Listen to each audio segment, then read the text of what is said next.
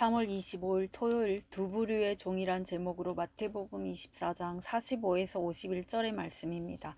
사랑의 하나님 감사합니다. 오늘도 말씀 묵상의 시간을 허락해 주시니 감사합니다. 이 시간을 통하여서 하나님의 말씀이 들리고 복음이 들리길 원합니다.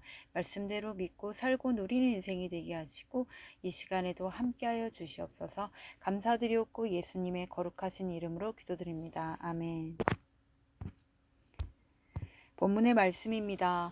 충성되고 지혜 있는 종이 되어 주인에게 그 집 사람들을 맡아 때를 따라 양식을 나눠줄 자가 누구냐. 주인이 올 때 그 종이 이렇게 하는 것을 보면 그 종이 복이 있으리로다.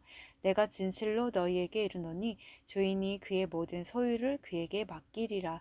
만일 그 악한 종이 마음에 생각하기를 주인이 더디 오리라 하여 동료들을 때리며 술 친구들과 더불어 먹고 마시게 되면 생각하지 않은 날 알지 못하는 시각에 그 종의 주인이 이르러 엄히 때리고 외식하는 자가 받는 벌에 처하리니 거기서 슬피 울며 이를 갈리라.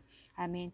도움말입니다. 45절의 때를 따라는 꼭 맞는 시점에 적기회를 말합니다. 51절에 엄히 때리다는 문자적인 의미는 둘로 쪼개다로 극형의 처벌을 뜻합니다.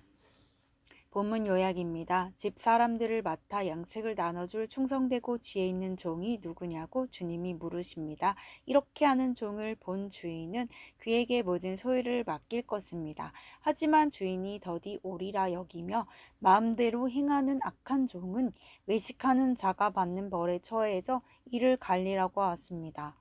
오늘의 중보기도입니다. 부모와 어르신들이 가정과 사회를 충성되고 지혜롭게 섬김으로 주께 칭찬받는 복을 누리게 하옵소서. 아멘. 본문 해설입니다. 첫 번째, 충성과 지혜 45절의 내용입니다. 다시 오실 주님을 만날 준비를 하려면 때를 따라 필요한 말씀의 양식을 나눠줄 충성되고 지혜 있는 종이 필요합니다.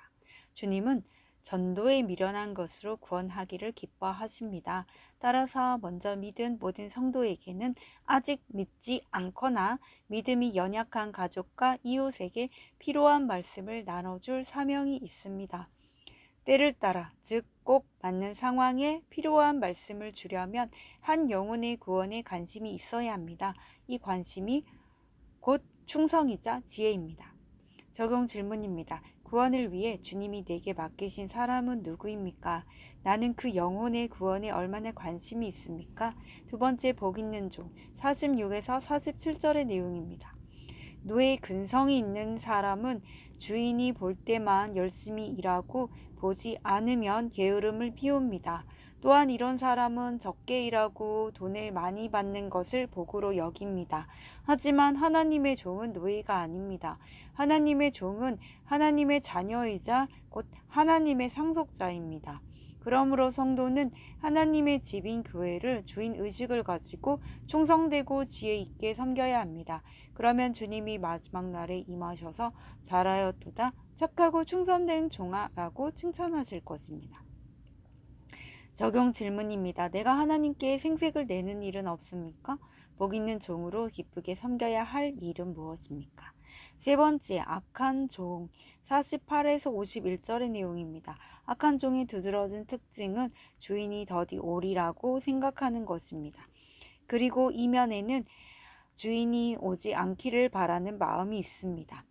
주인이 없을 때 자기 마음대로 일삼는 악행을 주인 앞에서는 감춰야 하기 때문입니다. 이처럼 입으로는 예수님을 믿는다고 하면서도 이 세상이 너무 좋아 주님이 더디 오시길 바라며 죄 가운데 살면 엄한 심판을 받게 됩니다. 따라서 이 땅에서 잘 사는 것 자체가 복이 아닙니다. 이 땅에서 받는 고난이 많아 주님이 속히 오시기를 바란다면 오히려 그것이 복입니다. 적용 질문입니다. 나는 주님이 속히 오시길 바랍니까? 더디 오시길 바랍니까? 아니면 무관심합니까? 내가 회개하고 멈춰야 할 악행은 무엇입니까? 오늘 기도하기는 제게 맡기신 영혼을 말씀대로 잘 섬겨 주님의 충성되고 지혜 있는 종의 사명을 감당하게 하옵소서. 세상의 인정이 아닌 하나님의 칭찬을 받는 복 있는 종으로서 기뻐하게 하옵소서. 곧 오실 주님을 기다리며 오늘도 주님 앞에서 거룩하게 살 수 있도록 도와주옵소서. 아멘. 묵상 간증입니다. 차차 하지 뭐란 제목으로 김관수님의 말씀 적용글입니다. 불신 가정에서 태어난 저는 전철을 통해 복음을 전해 들었습니다. 하지만 저는 말씀은 없고 형식만 갖춘 신앙생활을 하며 내 소견에 옳은 대로 살다가 이혼을 당했습니다. 그러던 중 하나님의 은혜로 믿음의 공동체에 속해 저의 이기심을 회개하게 되었고 지금의 아내를 만나 재혼하였습니다. 이후 하나님은 저를 충성된 종으로 여겨주셔서 소그룹 모임 리더와 주일학교 교사로서 말씀의 양식을 나눠주는 역할까지 맡게 하셨습니다. 그러나 교회 안에서는 여러 직분을 맡아 열심을 내는 척했지만 하나님을 믿지 않는 가족에게는 차차 전하지 뭐 하며 주님의 때가 더디 오길 바랐습니다. 아버지에게 복음을 전하려 해도 재혼하신 무당 집안의 새 어머니를 생각하니 괜히 두 분의 관계만 망치게 될까봐 두려웠습니다. 그러던 어느 날 아버지 생신을 맞아 시골집에 갔다가 두 분의 관계가 냉랭한 것을 보게 되었습니다. 나중에 알고 보니 새어머니가 아버지께 이혼을 요구하시며 그동안 같이 살아준 대가와 앞으로의 생활비 등의 명목으로 위자료까지 청구했다는 것이었습니다. 두 분이 같이 잘 사시는 줄로만 알았던 저는 생각하지 않은 날에 이혼 위기의 소식을 듣게 되어 당황했습니다. 아버지는 새어머니와 같이 살 생각이 없다고 하시며 새어머니가 요구한 위자료의 5분의 1만 주면서 나가려면 나가라 하셨다고 합니다. 저는 뒤늦게 슬피 울며 아버지께 이혼은 안 된다고 말씀드렸지만 그건 아버지께 전해놓은 말씀이 없으니 설득이 되지 않았습니다. 생각하지 않은 날에 이런 사건을 맞이하고 나서야 뒤늦게 복음을 전하려는 제가 악한 종임을 인정하게 됩니다. 하나님은 그동안 제게 복음을 전할 수 있도록 시간과 재물을 맡기셨는데 제 행복만을 쫓아 먹고 마셨던 저의 악한 모습을 회개합니다. 이제라도 믿지 않는 가족에게 복음을 전하는 충성된 종이 되기를 간절히 기도합니다. 이분에 적용하기는 아버지를 뵐 때마다 들으시든지 안 들으시든지 복음을 전하겠습니다. 교회 속으로 모임에 나오지 않는 지체들에게 바로바로 안부를 묻겠습니다. 입니다.